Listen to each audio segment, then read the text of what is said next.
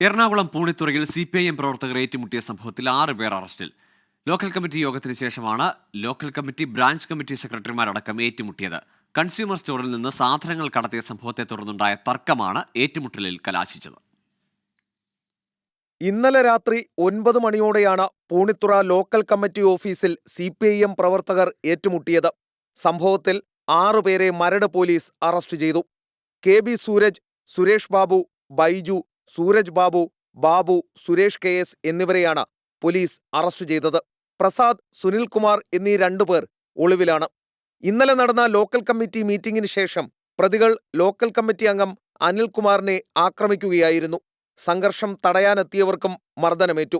പ്രതിപ്പട്ടികയിൽ ഉൾപ്പെട്ട സൂരജ് ബാബു കൺസ്യൂമർ സ്റ്റോറിൽ നിന്നും സാധനങ്ങൾ കടത്തിയ സംഭവത്തെ തുടർന്നുണ്ടായ തർക്കമാണ് ഏറ്റുമുട്ടലിൽ കലാശിച്ചത്. അതേസമയം പൂണിത്തുറ ലോക്കൽ കമ്മിറ്റിയിലെ തർക്കത്തെ തുടർന്ന് 10 ബ്രാഞ്ച് സമ്മേളനങ്ങൾ റദ്ദ് ചെയ്തു. നടപടി നേരിട്ടവരെ ബ്രാഞ്ച് സെക്രട്ടറിമാരായി തെരഞ്ഞെടുത്ത തീരുമാനം ജില്ലാ കമ്മിറ്റി റദ്ദാക്കിയിട്ടുണ്ട്. 4 ബ്രാഞ്ചുകളിൽ വീണ്ടും തെരഞ്ഞെടുപ്പ് നടത്തും. എസ് ശ്രീകാന്ത്, 24, കൊച്ചി.